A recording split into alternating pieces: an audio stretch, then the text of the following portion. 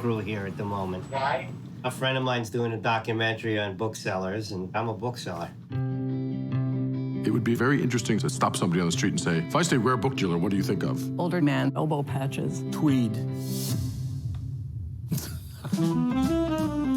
The Strand was founded by my grandfather in an area called Book Row. Our business was started by our father in 1925. People always asked him, how did you get all three daughters to work for you? And he would say, I guess I'm just lucky. In the 1950s, there were 368 bookstores in New York City. Today, I went and counted, and there are 79. One of the things I remember about those guys, they were very irritated if you wanted to buy a book. They were there so they could read all day.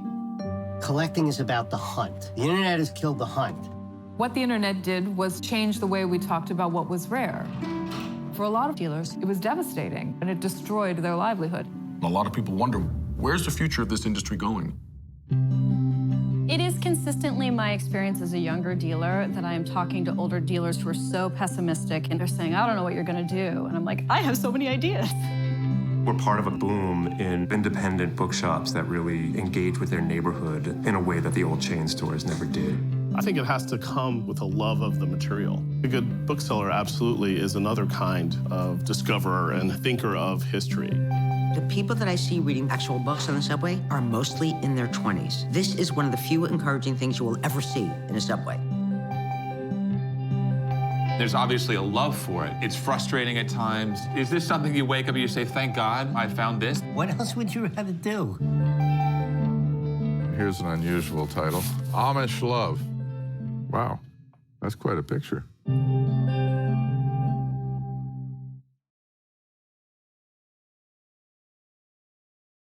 There we go. Hello, ladies and gentlemen. My name is Logan Crow, and I'm the executive director and founder of the Frida Cinema, and I want to welcome you today as we welcome a very special guest. We're going to have her on in just a moment. Please join me in welcoming Sarah Rafael García, the founder and director of LibroMobile here in downtown Santa Ana, just around the corner from the Frida. Say hi. Hi. How are you doing? I'm here in my living room. How are you? Is that nah? Yeah, exactly. I'm good. I'm in front of my virtual living room, which I miss badly. So I get to at least pretend, thanks to the power of the interwebs and media and whatnot. But I'm in my virtual bedroom right now. But I'm in my literal bedroom and virtual living room. But you're at work, so you're at LibroMobile right now? No, I'm actually in my living room. Oh, that's actually okay. Wow, I thought you were at LibroMobile just now. No, so, you know, in March, there is the conference AWP, which is like the largest writers and writing program conference. And we took this version of LibroMobile with us to Texas, which I drove there to San Antonio. And while I was there, I got to see some of my favorite indie publishers, picked up some books, you know, sold books there that I took with me, and then brought home new books. Okay. Been in my living room ever since that trip, because soon after we were mandated to stay home, and you know, COVID-19 was hitting the headlines, so they've been here with me in the living room. Right on. And then, you know, what's funny is I at first thought that was the case, but I could have sworn, and this is where things get really surreal, I could have sworn that while we were first setting up, somebody walked up behind you and was looking at the books. That was my I swear, it looked like it was a customer, because I only saw the back of somebody and walked into frame and was staring at the wall behind you. That's funny. Okay, that's hilarious. And that's when I'm like, oh, wait, she's actually at the bookstore. Oh, she's being careful. That's funny. Okay, right on. So on that note, and again, folks, what we just saw was the trailer to the Booksellers, which we'll talk about in just a moment. And we'll talk about also the context of how that film is available for you to watch right now on our website, and to keep the message that we're doing going, and also a way to continue to keep you engaged watching movies. We invited Sarah to watch the film and talk to us about it, because as it happens, two of the films that we have that open this Friday, one is The Booksellers, which is about independent book collectors and a little bit of history on the New York book scene specifically, and booksellers, as well as Other Music, which is about a New York City independent record store. And so I immediately reached out to Sarah and then to Bill Michelle, who owns Left of the Dial Records. Bill will be with us on Wednesday night to talk about that film. But really what I wanted to talk to you both about is, we have this thing in common. And it sort of really stuck home as I was watching this documentary, The Booksellers, towards the beginning. Somebody says there's two things that are brought up. One person says, in my youth, there were no independent bookstores. We had bookstores. Sort of driving the point home that the chain bookstores that sprung up were a newer thing.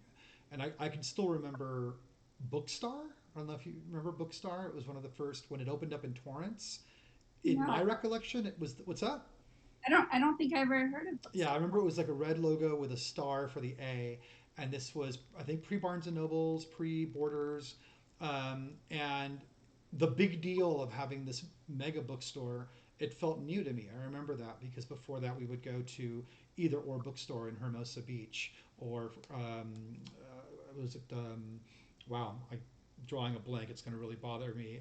In West Hollywood, there was an amazing bookstore. Chime in if you know this. And the second point that was brought up is that the internet killed the bookstore. And why that rang true, and it's not rang true, but why that got a response out of me is because I hear that a lot about art house cinemas. The internet killed the art house. The internet killed theaters, some would say, but specifically repertory theaters. People don't need to go to the movies anymore to see The Godfather. They can rent it at home. The good news is we know that's not true. And we have 6.5 years of history behind that. And that's not true about bookstores. So I wanted to talk to you about, in your own words, what the value is of having an institution like LibroMobile in your community. When everyone knows they can order the same book online, we have people who will still come to visit our shops, and we will still continue to keep this sort of messaging and this sort of venue alive. How early was this a call to you? And talk to me about that reality that you are an independent bookstore owner. I think for me, it's always been books are part of the privileged class. I mean, I didn't grow up going to bookstores. I grew up going to the New Hope Library. That was the library in my community. And it was a privilege to be able to bring a book home and read it. And for me, like, I was born in the 70s, and in Santa Ana, to have the first bookstore that I remember is Librería Martinez. And it happened in the 80s when I was already a teenager. So growing up with books meant going to the library, and rarely did I see myself in the books. I actually can tell you the first time I read a Mexican American writer and the first time I read a Black writer. And it was after like my senior year in high school and then community college.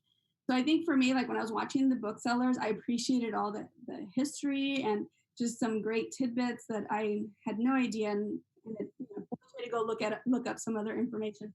But I think leaving out the conversation was, for some folks, books are a privilege. They're not part of their everyday life, nor is it an expense some of our families can't afford. And the idea of a bookstore came to me once I came back to Santa Ana in 2016 and realized that Librería Martinez had closed. And I thought, we can't, like, our community can't go out without a relevant bookstore. And that comes to play a lot of things, right? Because there's a lot of bookstores. We have a Barnes and Noble on Main Street that's, they claim Orange, but they're really on the cusp of Santa Ana and Orange, right? But I as a writer, as a published writer, couldn't get an event there to do a book release or to have a reading for my book there. I wasn't famous enough for them, and I wasn't their specific market. And I think for me, that was the calling. It wasn't so much about this romanticizing the idea of owning a bookstore, which, yes, I had that dream too. But it was more about we need to make sure that we have relevant role models in our community on and off the page. And one way to do that is if they have a source of information of contemporary writers. LibroMobile focuses on writers of color, LGBTQ, mental health, marginalized voices, and includes all women, and bilingual and culturally relevant books for children and teenagers for a specific reason. And that's because it's hard for us to find those books in our classrooms and at mainstream bookstores. So it came out of that was, I want someone to grow up in Santa Ana seeing themselves in books, and that was something I didn't have the privilege of being able to do growing up. Right on. And then, the other thing too that bookstores like LibroMobile offer, when they're run by folks like yourself who celebrate not just the written word and literature, but celebrate the process of writing and celebrate the culture of writing and writers, self-expression, the power of self-expression, the transformative power, all of it, is you offer a space for writers to connect to their communities, whether that's with general Q&As about their careers or live readings, poetry readings, book readings.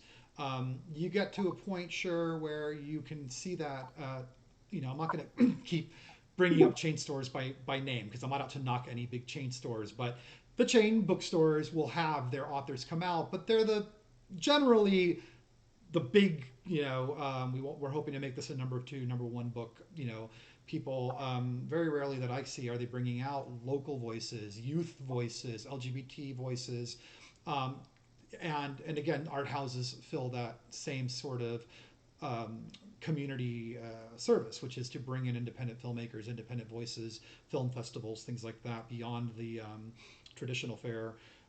Can you talk a little bit about the process, at least for you, of how you curate those live events at LibroMobile? I've been lucky enough to attend quite a few, and it's always just so rewarding. And one thing I'll add, and I'd love for you to speak on this, is LibroMobile for me is a testament to the idea that you take any sort of self-conceived limitation that a space might have and chuck it out the window. As artists, I think sometimes we have that voice in our heads that chime in and try to thwart our endeavors. And this is a space that is so inspiring because for those of you who haven't been there, and the website's on your screen, libromobile.com. The address, Sarah, is, again, remind me, please.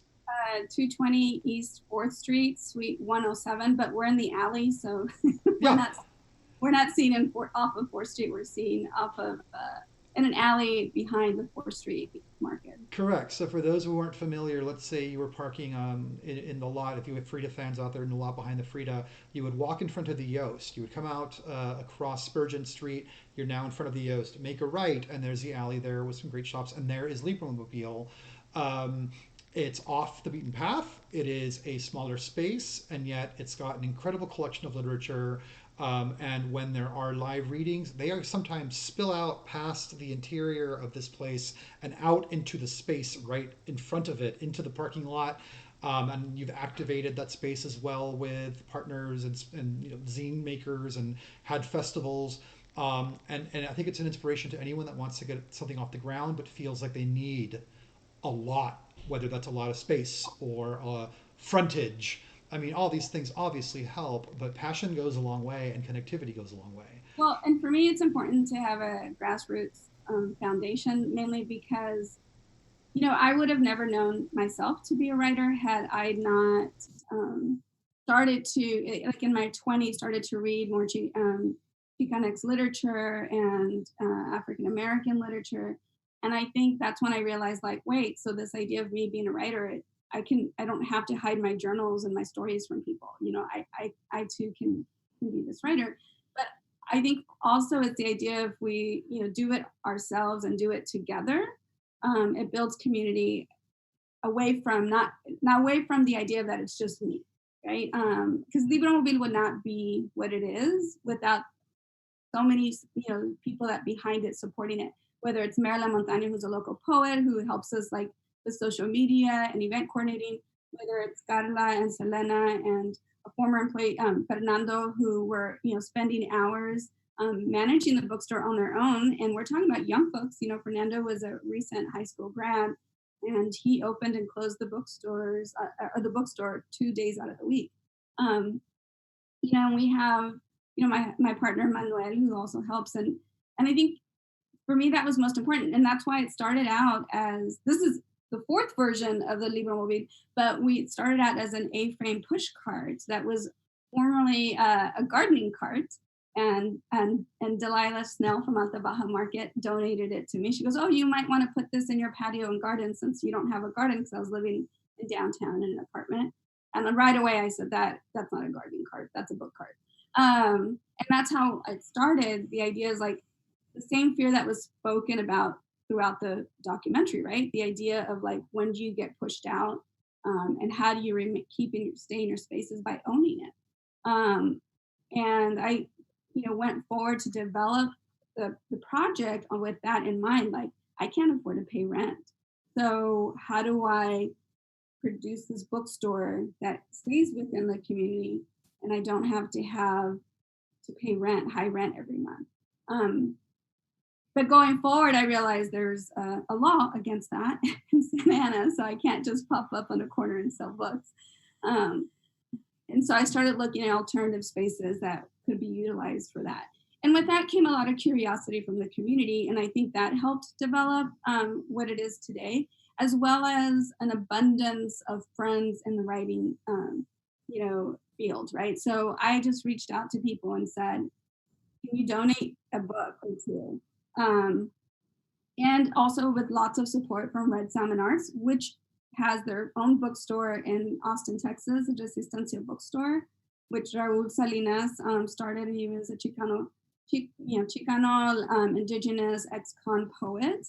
And he started, Resistencia bookstore with the same idea of creating this alternate space for folks who don't feel they have a space in the white literary canon, right?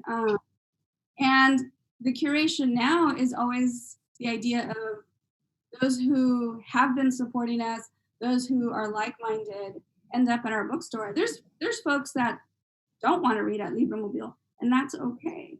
But then there's folks that see themselves in there, and whether it's the first poem they've ever shared, and that has happened, where we have a lot of young folks come and participate in the space, and they're like, "Wait, you want me to share a poem?" I said, "Yeah, you should share a poem too." And so we've had a lot of, emerging artists who come and participate, because it gives them that feeling that this is for them. And it's not so much about how many times you've been published, it's about you having that motivation to write and put it out in the world. And we plug them in with resources and opportunities to meet authors that sound and look like them as well. And I think, to me, that's what's more important, right? And my partner and I, Manuel and I, we don't profit from the project, and I think that's the hard part that people have not misconstrued or don't understand the way LibroMobile works. Are you technically a nonprofit? We are not. I don't aspire to be a nonprofit. Yeah, we are a business, but we have fiscal agents, right? Like, so because the idea is to be able to keep the doors open. Yeah, in order of course. Yeah. And I can't be dependent on grants and donations, right? Because everybody else has their own responsibilities too. However, I can sell you a book, and it could have been a book that came through a donation for free to me. And if I sell you a book, then that creates reciprocity within our community. And the person that donates $5 or $10 for the used book walks away with something they didn't have before, or walks away with a rare find, because a lot of these books you don't find at mainstream bookstores. And that was actually one of the questions I was going to have you sort of elaborate on, is that people can donate books. Can you talk a little bit about that process? B, is there anything set up now while we're in this situation where folks can send books your way? Yes. Now, one of the things what's changed in that process is I will definitely take book donations. I don't turn away books as long as they don't perpetuate hate. And so I accept all books. And even though they don't fall in the genres that we keep in the bookstore, we also service 5 little free libraries in the community, including the big one we just put up outside of LibroMobile, which is our big little free library. And that's something that we try to keep stock every week. And then we also fill up public little free libraries like at Jerome Park, at Delhi Center, at Heritage Museum. There's one at Sullivan Manor Apartments. So the idea is to continue to have these books out in the community. So whether or not we keep them for us in the bookstore doesn't matter, because we end up having someone will pick it up, right? And so yes, I am still taking donations. I may not put the used books out quite yet because they do have to go through a sanitizing process. But so what we're doing right now is focusing on selling new books that I know have not been circulated out to the community. So that has been a little different process. But yes, I will take books because we also have a storage unit full of used books that people have donated. And that's pretty much how we've been sustainable. We do pay rent, we pay insurance, we have to renew our business license just like everyone else. But we also pay our book advisors. And I think that's the part that's missing that a lot of people don't understand how we function is I don't aspire to be a nonprofit. I am a business, but we do a lot of community free programming. However, the funds that we accumulate is to go back into the bookstore. So whether it's to pay our expected monthly bills, but it's also to put the money back in our community, which means bringing on board young folks or artists who need some extra hours to make ends meet. And we pay them. And this was the first, last summer was the first time we could do it for the summer. And this is the first year that we're doing it ongoing. And that's the goal, is like creating this investment in our community through community collaboration, which is I get book donations, we sell them, we pay our book advisors, we make rent, Right.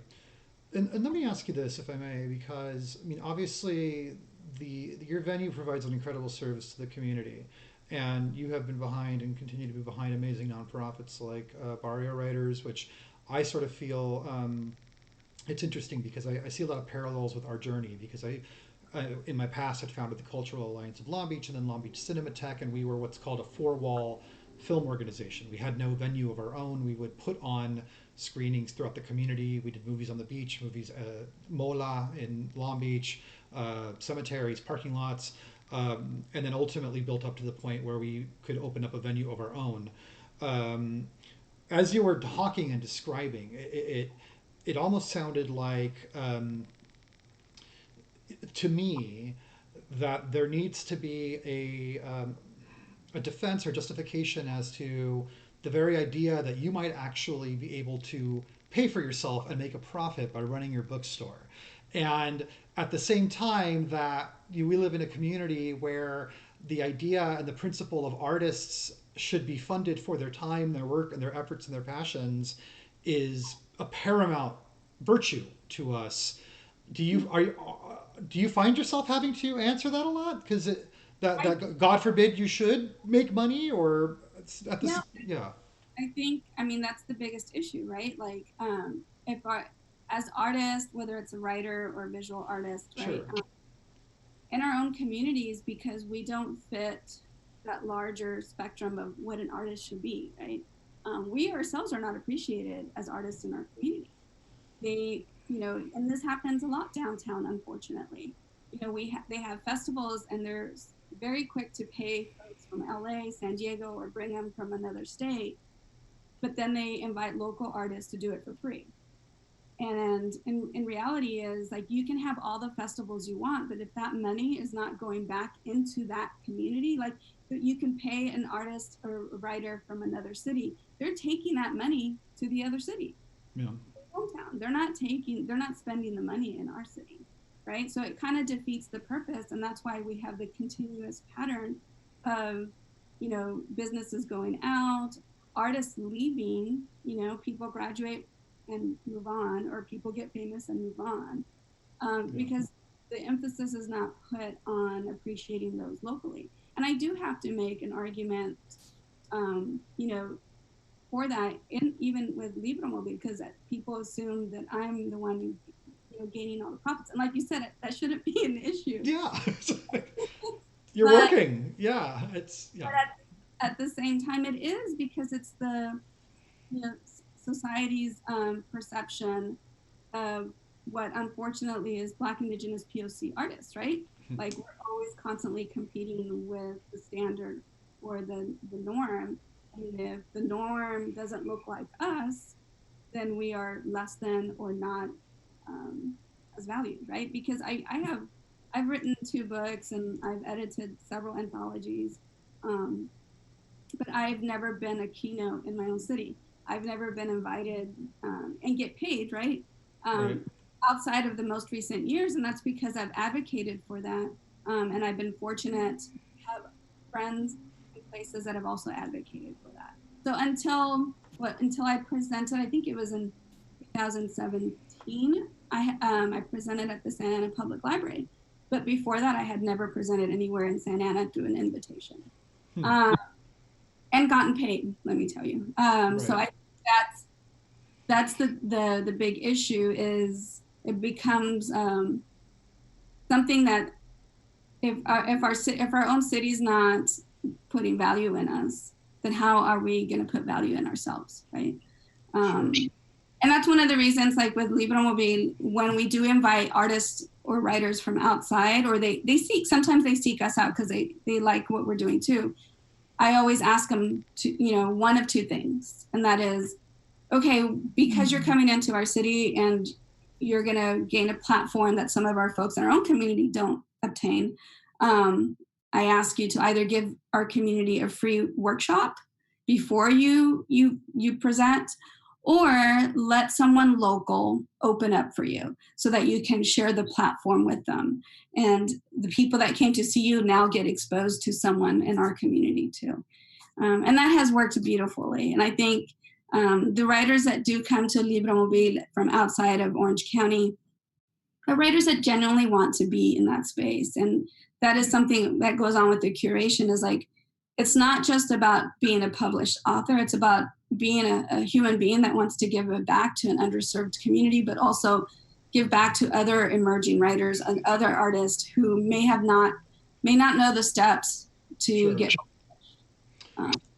And you mentioned curation, which is interesting because it reminded me of something just now, and it's another sort of battle that we used to have to face, or that I used to have to face back in the day. Was, I remember maybe 6 or 7 years ago, in Long Beach, an art went out. It was a local grant to curate an event, and didn't specify graphic arts, didn't specify the media.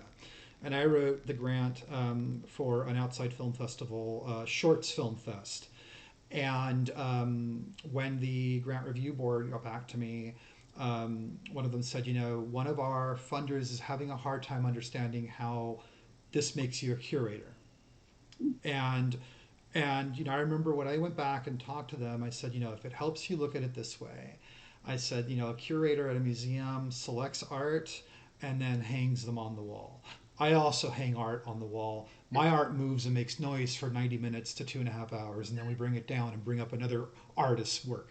And our artists are from around the world, and our artists work in collaboration, and sometimes our artists make 20-minute works of art. And we got the grant, which was awesome, but it took the reframe. It took some advocacy and some explanation, and I think that well, in that same way, I get told a lot, I'm a literary person, I'm not an artist. Yeah, so I've been told my work is not visual art, so therefore it's not a focus of some art centers. But then I explained to them, I said, well, that's because I don't have the space to put things up on a wall. If you give me a wall, I will create something for it that also engages through the literary, you know, framework.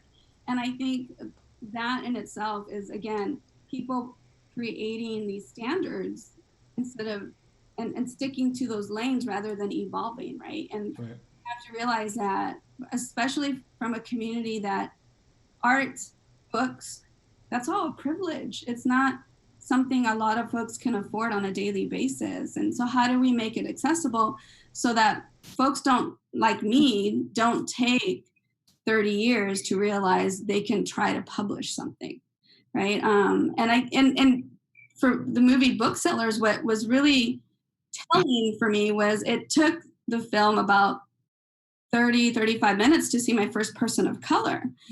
And for me, that was like, that speaks a lot to the industry, right? That speaks a lot to who their market is. And then when I saw Kevin Young, I was so excited because I know him as a poet, had no idea that he was running the Schomburg, which is a huge thing, right? We should all know that Kevin Young, poet, is running the Schomburg Center, and that it was also started and founded by an Afro-Latino, which is extremely impressive. And that tells me that what they have on their walls is representation of a community that normally doesn't have access to those spaces or that art, even though when it's their own, right? And so going forward, those were some of the things that I really appreciated about the documentary, because although they're like rare booksellers, I feel so am I. I'm just at the other spectrum where the rarity is not based on famous or, based out of England or the white literary canon. It's like me connecting folks with authors who are currently writing from diverse communities and have their books out and ready for our young folks to meet them and know that they're still alive and they're still creating, right? And their age range is not that far away from them.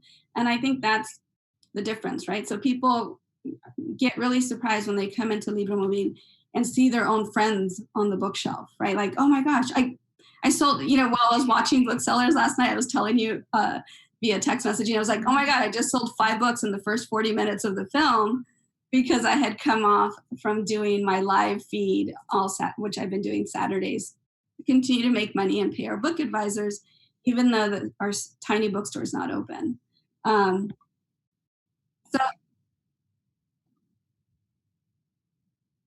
So we're selling through direct message on our Instagram page. And we're also selling on our website, although I have to say, because we're a very small group of people doing all of this, our website is not the most up to date, but we are working on, fast forwarding some of the initiatives we already had in mind in doing, but now we're like, because of where we're at, we have to get them up and running faster. And that includes like doing book reviews. We're going to start accepting book reviews. So this is out to everybody.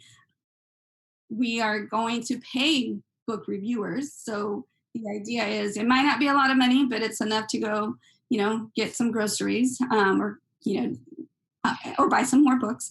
And the idea is to keep people informed about the authors, especially because we have so many, POC authors right now who had books come out in the last month or two and have release dates in the few months ahead, and they're not sure how to get the word out or how it's not how they envisioned their first book to be celebrated, right?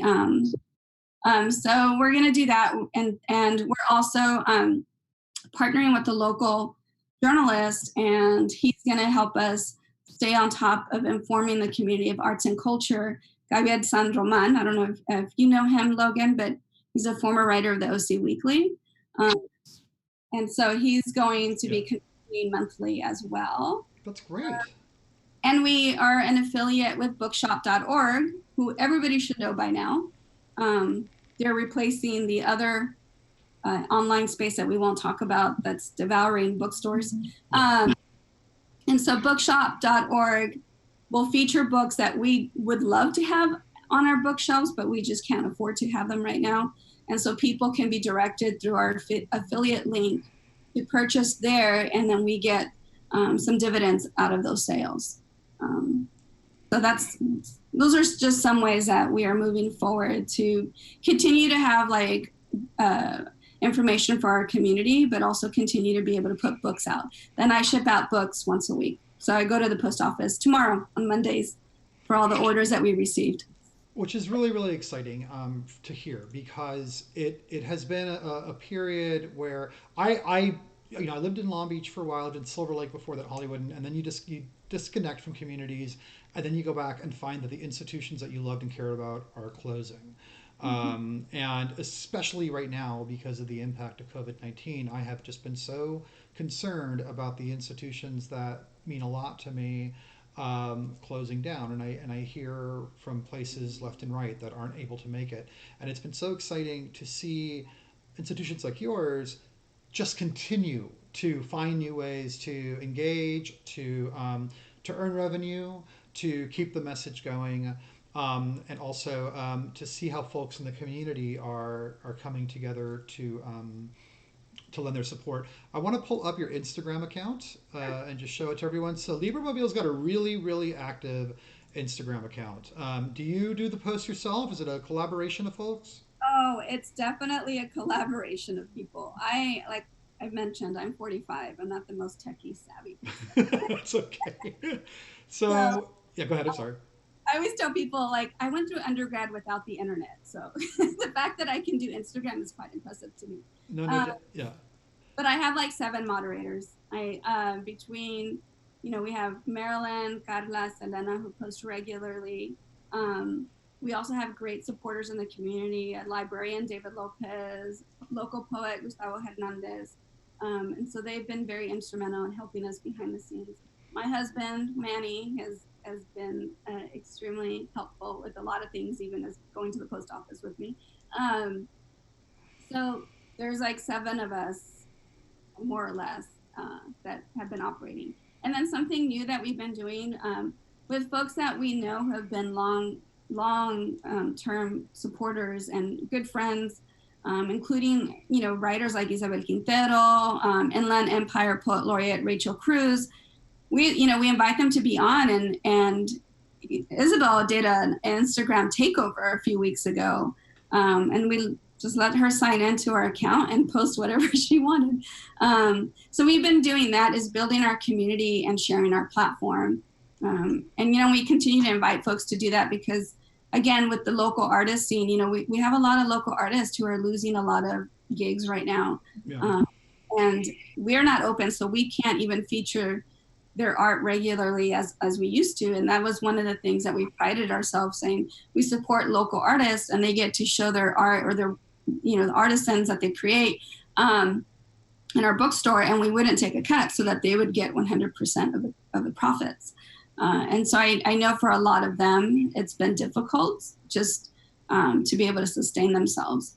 And so that's, one of the reasons for me, Instagram is our first point of contact, because it's something that we can maintain regularly. And it's such a great page because it's on screen right now for those who are watching. And I mean, you just see the variety of content you have. It's not just, marketing yourself. It's pictures from the store, wonderful pictures of folks who help out. Like there's Marilyn, who's just an absolute community rock star if you don't know her. And also art. I mean, you've got some poetry in here, some meme poetry, graphic poetry. It's just great. So folks, what's that? That was Gustavo Hernandez. He did a takeover last Sunday. So it's LibroMobile, LibroMobile. Follow along and learn more and keep connected. Talk to me about zines. You also have zines, and for those who are unfamiliar with what a zine is, educate us a little bit. So, well, the reason I started getting into zines is because of body writers, right? Like, how do we teach young folks that they can be writers too, and what tools can we give them so they can see their work published? And that was always a struggle, was getting the Body Writers anthology published was a constant struggle year after year. And so one year, one of our writing advisors, were 2, Marilis Figueroa out of Austin, and then Leticia also Urieta out of Austin. They're the ones that introduced zines to me. And once I found out what a zine was and how easy it was to put together, I started going to zine fests. And if you don't know what a zine is, it started out as, again, alternative subculture of putting out information. It's really started with the punk scene, in the 60s and 70s. And zinesters used to like mail each other their zines, and a lot of times it's It's also a social justice movement. But now there's just all kinds of zines. There's art zines, there's photography zines, there's still social justice movements, topics inside of zines.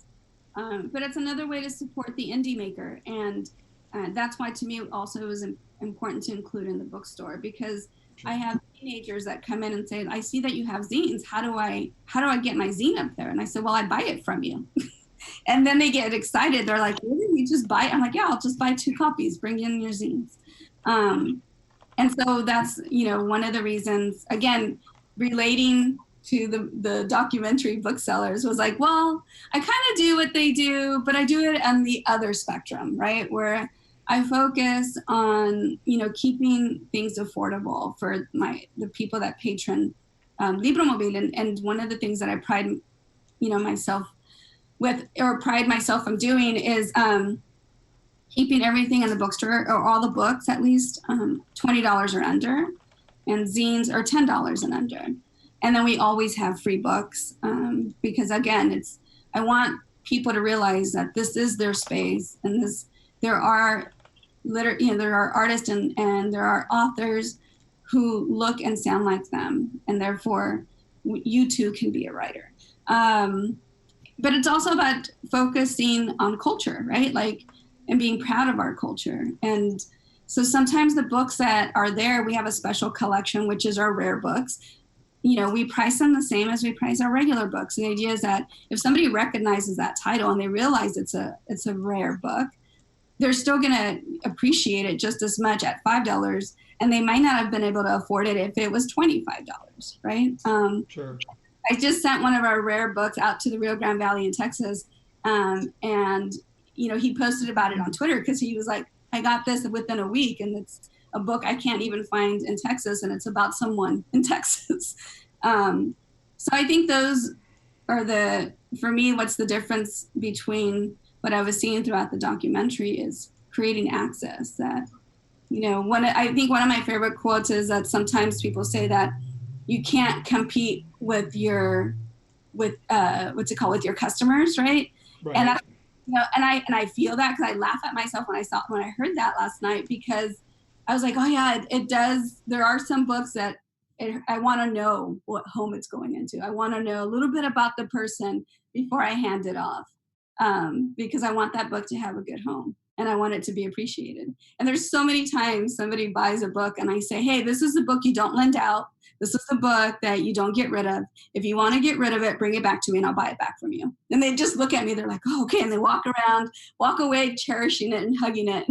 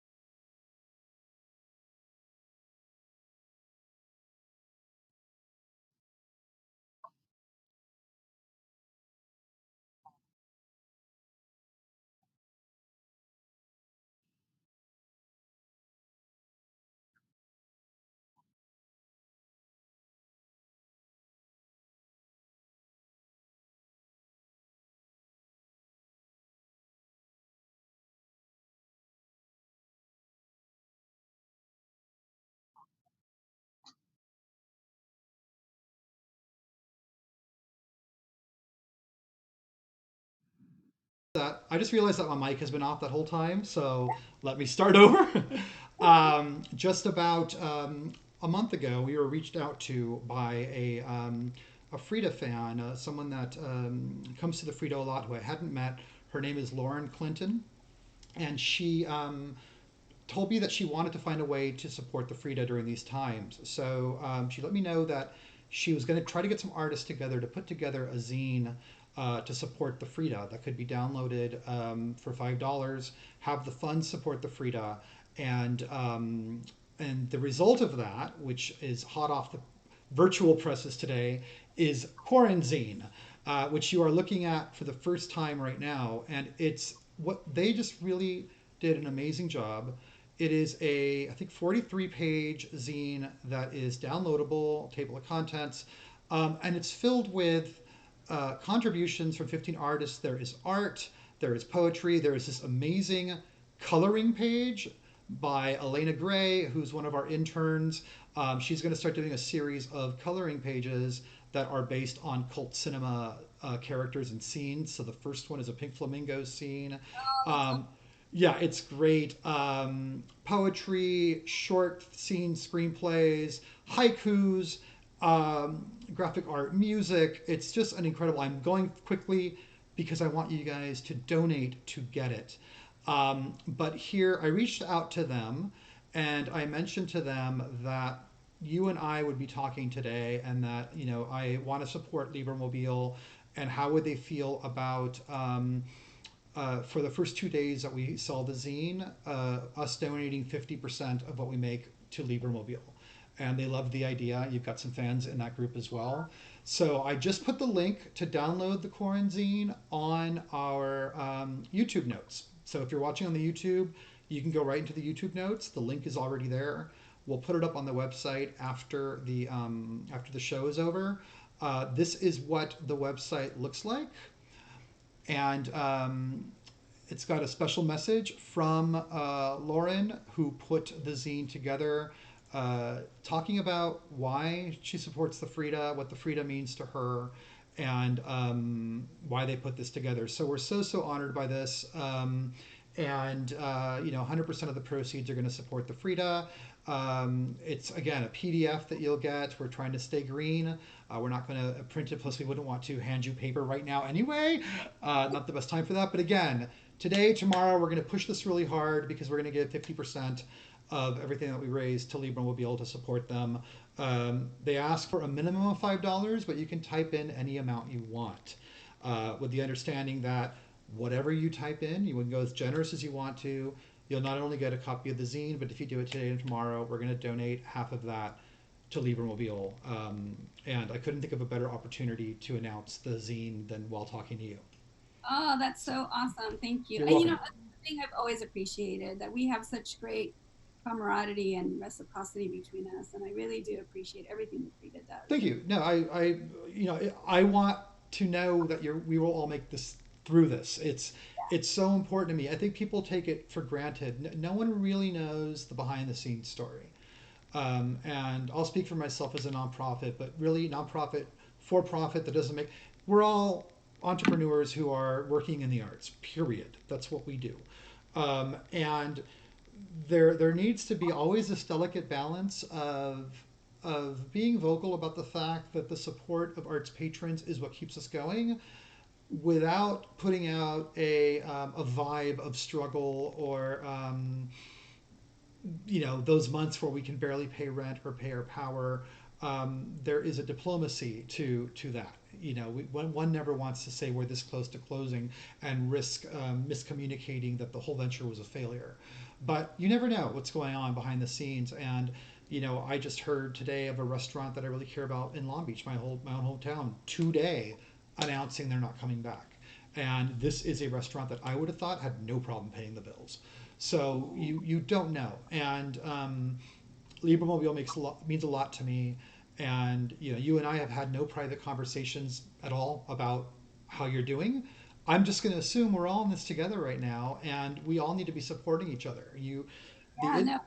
Yeah. 100% are, and I think that's one of the things that I started trying to redirect my money back into the community I want to see get through this, right? And subscribing to the Baja Box at Alta Baja Market, participating at the farmers market on Tuesdays as much as I can, investing in our book advisors, continuing to pay them, even though the physical bookstore is closed, and finding ways to support Muse, our coffee shop there on Calle 4-2. So the idea is to continue to support each other, because if we don't, I don't know who's going to be left in the next few months, right? And we have to work as a collaborative community. And to me, that's what's most important. But I don't know how much time we have, but I do want to also get folks some tidbits of Booksellers. I do want to touch on the documentary a little bit. Yeah, no, absolutely, absolutely. And then let me just really quickly, before we do that, just talk on some notes from the chat that's been going on. Rick asks, I remember Sarah set up a front door in front of a colorful set of stairs. Was that your apartment? No, that was a stairway that led to the second floor that was not being used. It was there at the Baja Market. And what was funny about that space is that it didn't have electricity. It only had a key to the front door, and it had just enough space for me to push the A-line cart that I have and leave it in there overnight. But I had visited, like I was telling you before this, I had visited a callejon, which is an alleyway in Tijuana that houses bookstores, coffee shop, and breweries. And I thought that was so great. It was so like everybody just kind of like living and coexisting and supporting each other. And so when I opened that space, I was, reminded of that. Like, how do we make these alternative spaces work for something that I can't afford to pay rent in downtown? I do now, but I'm in a 200 square foot warehouse, which this was an upgrade because I do have electricity there. And so people thought the stairway was so great because I added crates to go up the stairs, and that became the bookshelves. And, there was a curtain that was behind the scenes so that you couldn't go past the stairway because there was nowhere to go.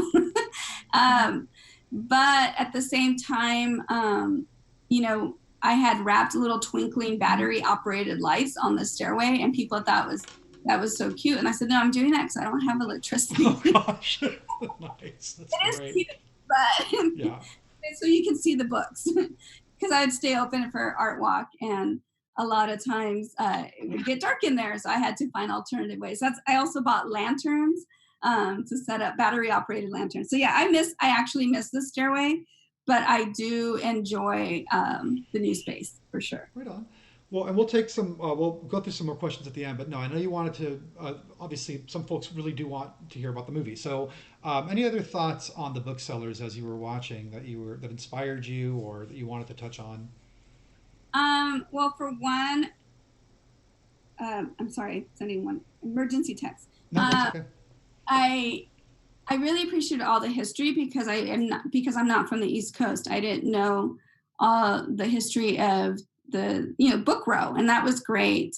And something else that stood out to me were the tidbits, and I hope people would go. How long do they have to live stream it from you? We have another, not this Thursday, but next Thursday it'll be done. So a week and a half. Do you know that this Thursday is World Book Day? I did not. It's funny because I didn't know that. And then we had Record Store Day. What's interesting about both is I don't know that and if it did, studios, if you're listening, I'm sorry if I missed it, but I didn't see much Record Store Day tie-in in the promotion for other music or Bookstore Day for the book, but I'm sure that there's intention behind that. Whereas the documentaries we have right now called Earth and Fantastic Fungi definitely push the Earth Day connection. So, but continue. Yeah, so World Book Day is my birthday. It's April 23rd. Oh, excellent. That worked out. But one of the things that I appreciated about Booksellers is the tidbits that I had no idea because I am a little bit of a literature and book enthusiast. If you haven't watched it, I'm not gonna give spoilers because people should watch the movie. But whoever can answer this tomorrow, I will ship you one of my books for free. That's cool. But yeah, so there's a tidbit about Mary Shelley, the author of Frankenstein, that I really appreciated, which I'm not going to mention out loud. And then there's also about huge chisme, right? Lots of gossip about Louise May Alcott, which information I had no idea about. And then the last one I kind of gave away the last one at the beginning, but if you haven't gone to the Schulberg Center, which I haven't, and now it's a future vacation for me. Kevin Young, I thought that was amazing. So I'm just gonna leave that, and then people can send me like, oh, now I know what you're talking about, these three people, right? And with Kevin Young, you're gonna have to give me a stanza of his poetry, since I already gave away the tidbit. So they have to do those three things to get the free book? Tell me. Okay. what's the secret between Louise May Alcott, right? It's in the movie. I mean, in the documentary. What is, like Mary Shelley would have said about Frankenstein. And then the other one is share some, Kevin Young poetry, but also be amazed of his association with the Schoenberg Center. So. Very cool. So folks, watch the movie, get those answers, get a free book. For those of you who are unfamiliar, I'll go through this very quickly. Right now, while the Frida's doors are closed, we've been fortunate to partner with a lot of our independent distributors on a completely new and revolutionary at-home streaming platform. It's very interesting how quickly this became the temporary norm, considering a month and a week ago, this did not exist, which is, and I credit these independent studios for doing this. They could have easily taken their independent films and pushed them to Amazon and Hulu and reached the entire world.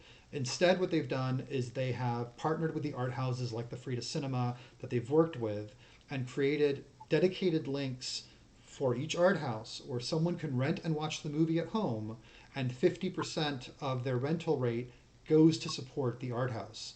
So if you go to our website right now, which is thefridacinema.org, you can see on the top, there's sort of a spreadsheet of all the different movies that we have. And it's got, each tab is linkable. So it's a bunch of little movie posters.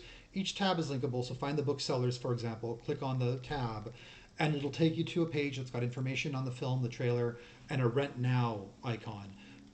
Click Rent Now, you can watch the film at home, and all of those films, 50% of those rentals go straight to the Frida. It's an incredible, incredible thing. Every art house has their own link. And so watch it, enjoy it, and then there's possibly a book for you in your future, which is great. Yeah, I highly recommend the documentary. It definitely gives you a lot of information that you wouldn't have heard or read elsewhere. Very cool. Really quickly, looks like someone was asking, so the link again should be in the YouTube notes for the zine, and we'll put it up on the website and social media. We wanted to announce it on YouTube, but it's through our Kindful account, which is our fundraising platform. It's a handful. So again, I'll link it into everything, but it's thefridacinema.kindful.com/quaranzine/quaranziners, just the way it looks on your screen right now. But again, I will definitely put it up on the website and social media, but it's on your YouTube notes. Let's go through the rest of the questions, shall we? Definitely. So Natalie says, we love zines and we love barrio writers. This is Natalie Sanchez. I agree. We love barrio writers. Oh, let's give her a shout out. So Natalie Sanchez is also a Natalia Valles as an author. Okay. She has her new book that just came out. And she was part of the LibroMobile DIY MFA. Like, we worked together on workshopping her manuscript, and she submitted it to Flower Song Press, and her book is out this month. Like, she already sold out the first 25 copies she got. But she's getting more, and it's called The Most Spectacular Mistake. Right on. Very, very cool. Thanks for watching, Natalie. Thanks for writing. That's awesome. Rick says, I am now following LibroMobile on Instagram. I see there that Gustavo Arellano is involved. He's a great writer. Absolutely. That Gustavo's a huge supporter of the bookstore, for sure. Yeah, Gustavo's incredible. So its handle is DAIMOGU2. Feel free to chime in with your name so we can give you a shout out. Thank you for motivating me to create our first zine with my sister and have a platform to share it. That was such an empowering experience for us, and I'm sure for many others in the community. That's awesome. You know who that is? No. That's awesome. All right, cool. So chime in if you're still on. Give us your name. Yeah. Yes. That's great. Rick, thank you for chiming in when we had sound issues. Yes, we figured that one out. Thank you. And Isa says, yes, LibroMobile. You got fans out there. And Tish, hello, one of our board members, Tish Leone. Awesome, the Frida rocks. Love you both. We love you too, Tish. So this has been great. I have tried, it's always good to, the idea is always an hour, but I have not been religious to that because I mean, yesterday we had one that went on an hour and 40 minutes. We certainly don't have to go that far, but while we have an engaged audience, what else do you want people to know? What messages do you have for our community of artists and art supporters? Well, back to Booksellers. I think one of my favorite things was how the hip hop archive got started, and that's also in the documentary.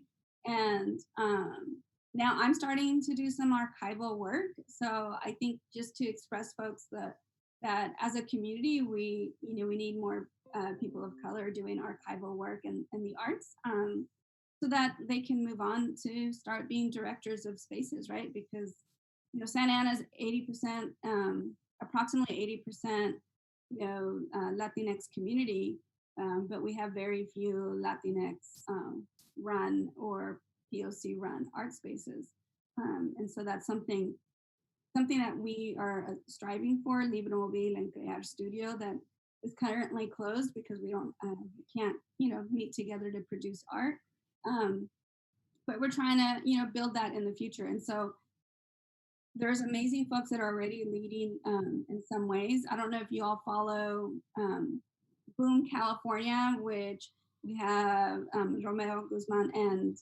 Caribbean Fragosa, who are huge supporters of POC writers in the communities.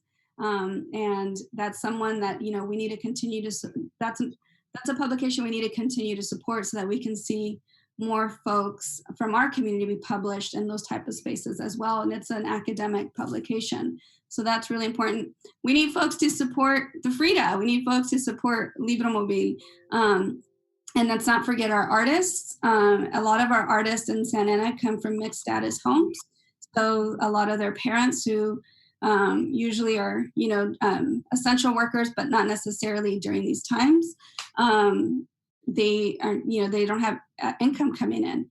And so we need to find a way to continue to support those households. Whether, one of the things that I have, my in-laws who also are labor workers, fortunate that my mother-in-law, her supporters are still paying her, even though she can't clean their houses, right? And I think that's what I want to encourage people is like, if you do have these workers in your life on a daily basis before the pandemic, you should still be paying them. It's not like because you're also taking away income from these households and they don't have another source. They're not privileged like some of us that can work from home, Absolutely.